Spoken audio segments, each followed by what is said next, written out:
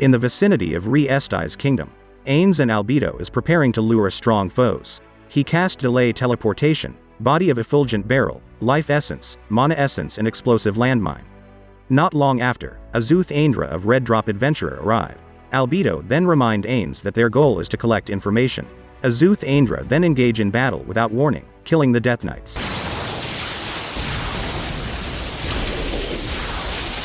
Ainz identify the spell as Chain Dragon Lightning. After killing the Death Knights, Azuth Aindra then fire another spell to Ainz and Albedo.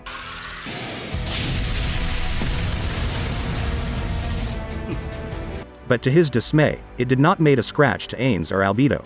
Ainz then order Albedo to not let him escape. After Albedo attack, Azuth Aindra then escaped, to which Albedo immediately pursued. With Albedo's War Bicorn, catching up would be too easy. But considering Ainz's order, she don't a choice but to act like being lured away. With Albedo seemingly being lured away, Ainz is now alone. Shortly after, Ainz sense another enemy was fast approaching from behind him via teleportation, thanks to his delay teleportation cast a while ago. As the enemy is about to materialize behind him, Ainz then active spell trap, Explosive Landmine. After creating some distance, Ainz have a clear view of the enemy, a mysterious warrior with 4 floating weapons, a katana, spear, hammer and greatsword. With life and mana essence, Ainz could tell that it has a lot of HP left, but no MP at all. A genuine warrior. Without warning, the warrior attack Ainz with his hammer. But with Ainz's body of effulgent barrel, the hammer's bludgeoning damage was completely nullified. The warrior then cast World Isolation Barrier, to which he pay with a lot of his HP. Ainz tried to converse with the mysterious warrior, introducing himself as the Sorcerer King. The warrior then give his name, Riku Aganeia. Ainz did not recognize the name, but his platinum armor seems familiar. The nameless warrior among the 13 heroes and known only for the platinum armor he wore. Ainz then offer Riku to be his subordinate and he will stop the attack on the kingdom. But Riku's silence. Ainz considered the negotiation a failure and think Riku does not care about the kingdom. Riku then cast Cloak of Light, paying again a lot of his HP.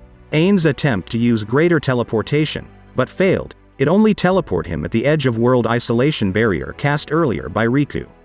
Ainz's delay teleportation activated once again as Riku was fast approaching via teleportation. For the second time Ainz cast another body of effulgent barrel. As Riku arrives to his destination, Ainz was immediately hit by the same bludgeoning hammer like before and noticed that Riku's HP drop again. Riku attack once again with his greatsword. Ainz counter it with 2 floating weapons of his own, the twin magic obsidian sword. One sword deflect the greatsword, while the other straight to Riku, which Riku dodge with ease. The greatsword attack once again and Ainz defend himself with Wall of Skeleton, which easily broken by the greatsword. As greatsword is about to slash, Ainz summoned another weapon, the blasting staff, and blocked the attack. As the greatsword was returning to Riku, Ainz tries to cast Grasp Heart, but it did not work. The greatsword attack Ainz once again. Ainz blocking it with his staff but is being pushed back in the corner of the barrier. Ainz then use greater teleportation to instantaneously move above it on air to avoid the brunt of his enemy's greatsword strike and cast another body of effulgent barrel. At this point, Ainz realized that Riku is not just controlling the weapons, but also the armor itself. Ainz dropped the 2 floating obsidian swords above Riku while descending down from the sky, to which the latter easily deflect away. As Ainz descent, he was almost hit by Riku's spear. Riku changed stance by gripping its greatsword and attack Ainz. Ainz tries to slow down Riku with Call Greater Thunder, yet that attack alone didn't phase or disrupt Warrior's movement whatsoever. As Riku closed the gap, Ainz swing his staff and hit Riku's abdomen. While it did not do any damage, it knocked back Riku, creating distance between the two. Riku attempt to close the distance again, but Ainz cast Summon Undead 10th, conjuring a high-tier undead creature called the Doomlord. As the Doomlord engage with Riku,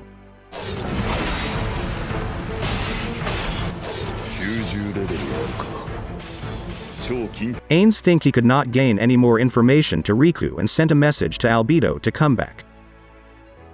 Ainz makes the Doomlord go berserk. It gained the upper hand for a short while, but disappear not long after, enough for Ainz to cast another Summon Undead 10th, which conjure Elemental Skull. The Elemental Skull can use the attack magic of the 4 great element spirits. While Ainz explained the might of the Elemental Skull, Riku seems not disturbed by it and attack Ainz once again. But to Riku's surprise, Ainz pled to the point of bowing. and explain the reason of their attack to the kingdom is because of the stolen supplies meant for the Holy Kingdom. Riku refute that they taking it too far, that he must protect the world and he cannot stay silent and accept their actions anymore and so they will perish. As Riku about to give the death blow, above the world isolation barrier was broken.